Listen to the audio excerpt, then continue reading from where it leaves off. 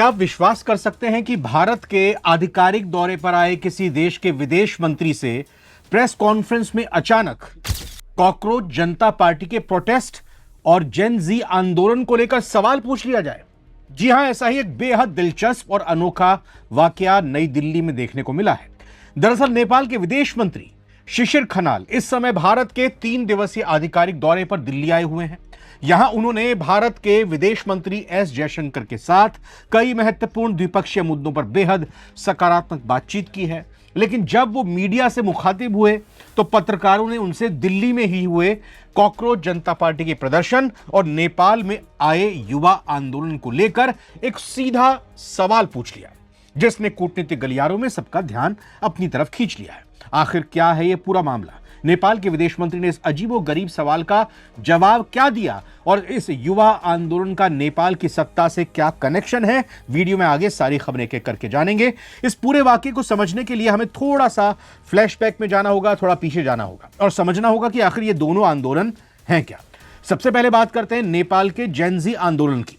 दरअसल नेपाल में पिछले साल सितंबर के महीने में युवाओं और जेन जी पीढ़ी यानी कि आज के युवा का एक बहुत बड़ा आंदोलन हुआ था। इस आंदोलन का नेतृत्व वहां की राष्ट्रीय स्वतंत्र पार्टी आरएसपी ने किया, जिसके बाद नेपाल की राजनीति पूरी तरह से बदल गई। इसी आंदोलन की लहर पर सवार होकर एक मशहूर रैपर से राजनेता बने बालेंद्र शाह नेपाल के प्रधानमंत्री पद तक पहुंचे हैं।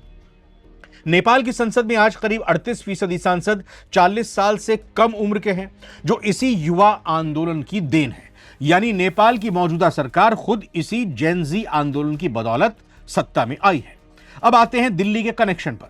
जिस वक्त नेपाल के विदेश मंत्री दिल्ली में थे, ठीक उसी के आसपास दिल्ली के जंतर मंतर पर कॉकरोच जनता पार्टी सीजेपी नाम के एक युवा संगठन ने परीक्षा अकाउंटेबिलिटी, नीट के मामले और छात्रों के मुद्दों को लेकर, सीबीएसई को लेकर और शिक्षा मंत्री के इस्तीफे को लेकर यह बड़ा प्रदर्शन किया। इस आंदोलन का नेतृत्व सोशल मीडिया पर चर्चित अभिजीत दीपके कर रहे थे।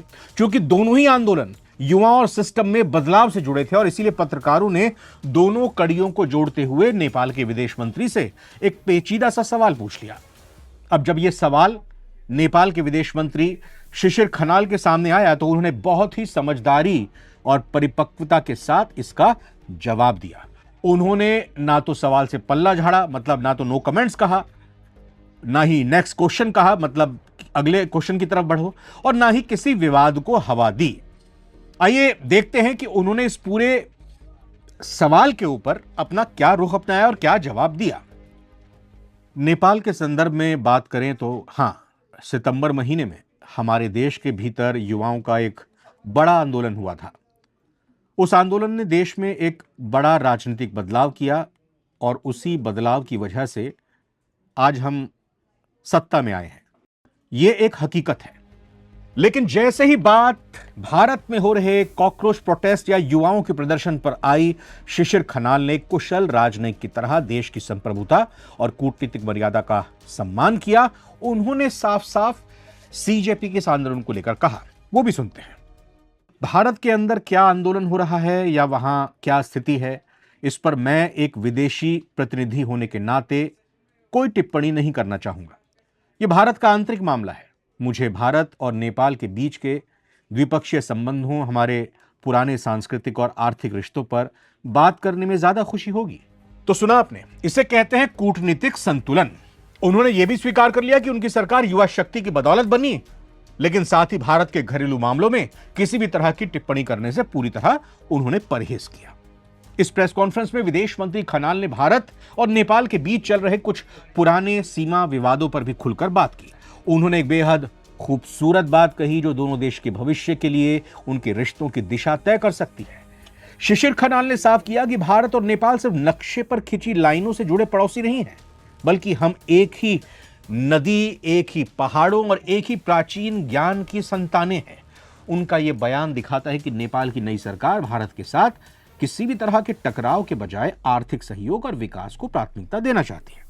अब दिल्ली में नेपाल के विदेश मंत्री की प्रेस कॉन्फ्रेंस इस बात का सबूत है कि आज की तारीख में चाहे भारत हो या नेपाल, युवा आवाजें और उनके आंदोलन सत्ता के गलियारों तक गूंज रहे हैं।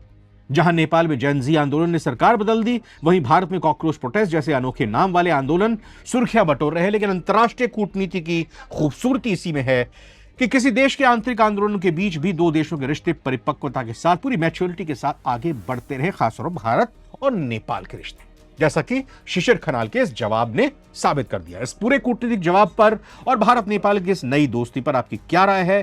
क्या आपको लगता है कि दोनों देश मिलकर अपने सीमा विवादों को हमेशा के लिए सुलझा लेंगे?